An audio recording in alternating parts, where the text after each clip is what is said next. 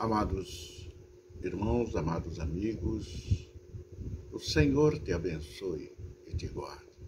O Senhor faça resplandecer o seu rosto sobre ti e tenha misericórdia de ti. O Senhor sobre ti levante o seu rosto e te dê a paz. Amados irmãos, amados amigos, a palavra de Deus em 1 João capítulo 5, versículo 13 nos diz: Estas coisas vos escrevi a vós, os que credes no nome do Filho de Deus, para que saibais que tendes a vida eterna e para que criais no nome do Filho de Deus.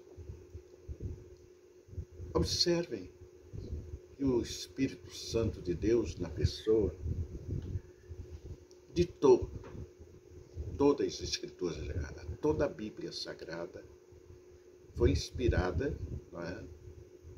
Foi escrita pelos profetas, mas ditadas pelo Espírito Santo, que hoje habita entre nós.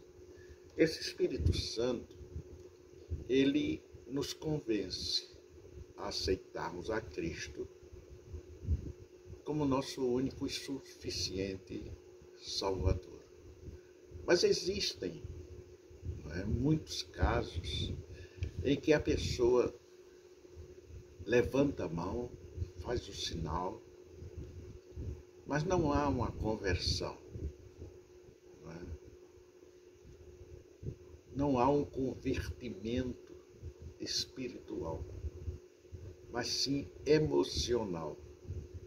Na situação difícil em que a pessoa se encontra e recebe a bênção pelas orações dos justos, aceita publicamente, como diz a palavra, como nos mandas, porque o Satanás, ele não é onisciente. Onisciente é aquilo que tem dentro de nós, na nossa vida íntima, que somente Deus sabe.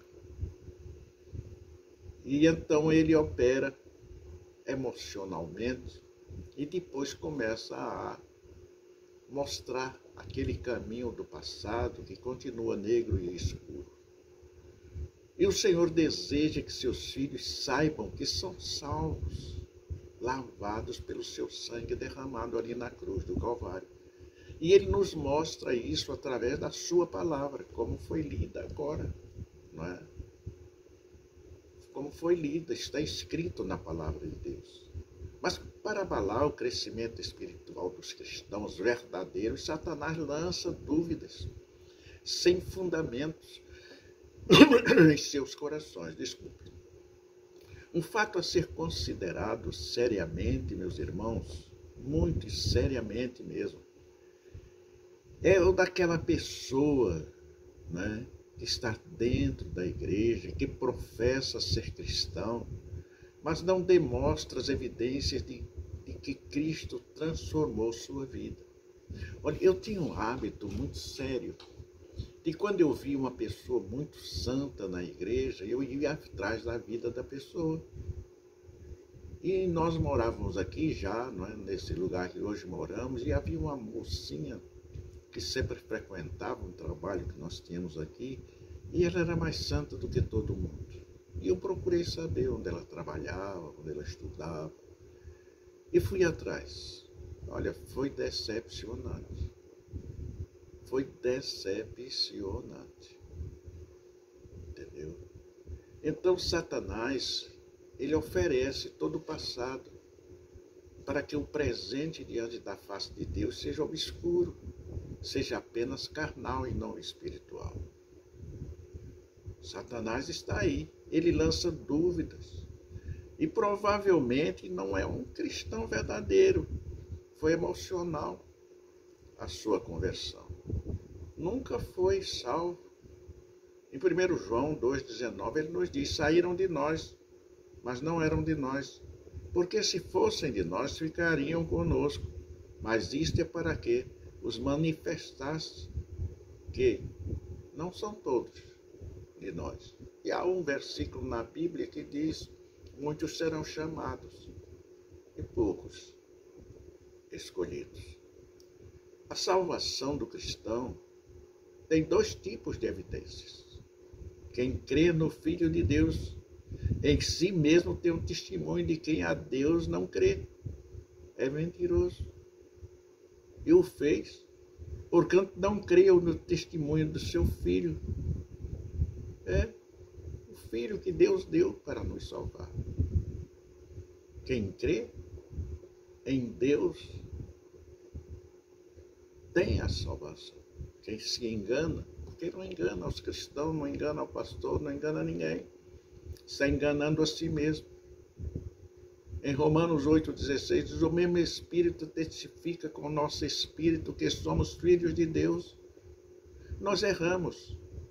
Olha, irmão, eu luto. Eu luto para não errar. Sinceramente, intimamente. Mas erro. Constantemente estou em erro. E muitas das vezes, quando a gente pega a pessoa de surpresa, muitas das vezes a gente vê que está em erro, está em pecado. O que está fazendo não é lícito diante da face de Deus. Também não devemos criticar. Se a pessoa viesse justificar, então há a oportunidade de se dar o conselho e a orientação. Em Gálatas capítulo 4, versículo 6, ele nos diz: porque sois filhos de Deus, enviou aos vossos corações o Espírito do seu Filho que clama: Abba, Pai. O Espírito de Deus está em nós, nos protegendo, nos guardando, nos livrando de todo mal. É muito importante que nós lutemos para ser fiel. Eu me olho no espelho. Em que foi que eu errei? E muitas das vezes identifico que errei para não errar mais no dia seguinte, mas estou errando no mesmo caminho. Não sou um pastor santo, nunca consegui. Nunca consegui ser um cristão santo, mas luto para ser. 99,9% dos pecados que eu tinha no passado, eu me livrei. Eu me livrei. E suplico a Deus o perdão todos os dias da minha vida. Mais de 3 vezes por dia. Todas as vezes que eu oro, suplico perdão para os meus pecados. Mas eu sou sincero com Deus. Em 1 João 3,24, daqui, aquele que guarda os seus mandamentos, nele está, e ele nele. E nisto conhecemos que ele está em nós, pelo Espírito que nos tem dado o livramento. Certa feita eu fui para o médico e ele disse: você só tem 30% do coração, isso em 67. O máximo de vida que você tem é 30 dias. Estamos em 2013. E eu disse para Deus: Deus, se tu me curar, eu irei colocar uma rádio na minha casa. E coloquei. E por essa rádio, ainda fui sentenciado a 2 anos de prisão e 10 mil reais de multa. Não paguei a multa. E a prisão eu tirei pagando serviços comunitários no Hospital de Olinda, tricentenário. A igreja está construída. A igreja está em franco funcionamento, com muita dificuldade com essas enfermidades que estão aparecendo, com o local que era completamente cheio do espiritismo, porque tem um Vale do Amanhecer lá. Tinha uma igreja perseguida, a igreja da Assembleia, quase de portas fechadas. Hoje temos várias igrejas, fomos apedrejados, pedras sentimos. Não nos atingiu, mas caiu bem ao nosso lado. Hoje tem igreja congregacional, tem igreja adventista, tem 3 igrejas da Assembleia, Recife e Abreu e Lima. Tem outras igrejas pequenas lá que a gente não sabe nem a denominação, mas vê os trabalhos. Isso é muito importante. Igrejas que não são nem de Deus estão lá pregando o Evangelho. Mas quem sabe o Espírito Santo opera e a pessoa encontra a verdade. O Espírito Santo habita em cada um cristão, mas só nos verdadeiros. Está em Romanos 8, 9. Portanto, os que estão na carne não podem agradar a Deus. Não podem. Ainda em 1 João, né? Aquele que guarda os mandamentos, nele está. E ele nele, e ele em nós. É maravilhosa a palavra de Deus. Ainda em 1 João, capítulo 4, 13, nos diz: nisto conhecemos que estamos nele e ele em nós, pois que nos deu do seu Espírito para habitar em nós, nos livrando, nos guardando de todo mal. Gálatas, capítulo 4, 5. Para remir os que estavam debaixo da lei, a fim de recebermos a adoção dos filhos, para remir os que debaixo da lei, a fim de recebermos a adoção de filhos. Olha que coisa linda. Repetir para que o irmão entenda o amor de Deus para com cada um de nós. Ele doou seu filho para morrer na cruz do Calvário, para que nós tivéssemos vida e vida eterna. Mas aos falsos, aos enganosos, e ele nos desperta sobre isso.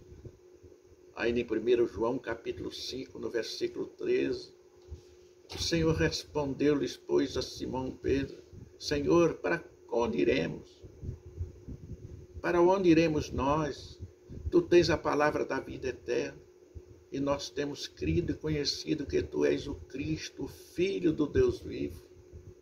Maravilhosa bênção de Deus derramada para nós. É muito importante conhecermos e nos despertarmos. A nossa vida é passageira. Hoje está chegando aos 80, 90, alguns casos até 100 anos. Mas todos morrem. Tudo que nasce, cresce, vive e morre. Ninguém tem uma direção, mas nós temos caminho, verdade e vida, Senhor Jesus. Para encerrar, em 1 Pedro, capítulo 2 a 4, nos diz: desejai afetuosamente, como meninos novamente nascidos, o leite racional, não falsificado, para que por eles vades crescendo, se é que já provaste que o Senhor é benigno, e chegando-vos para ele, pedra viva, reprovada na verdade pelos homens, mas para com Deus eleita e preciosa. É a bondade de Deus. Continuaremos esse estudo amanhã, em nome do Senhor Jesus, se Ele nos permitir. Até outra vez nos encontrarmos. Que Deus continue te abençoando abundantemente, em nome do Senhor Jesus. Os santos dizem amém. Em nome do Senhor Jesus.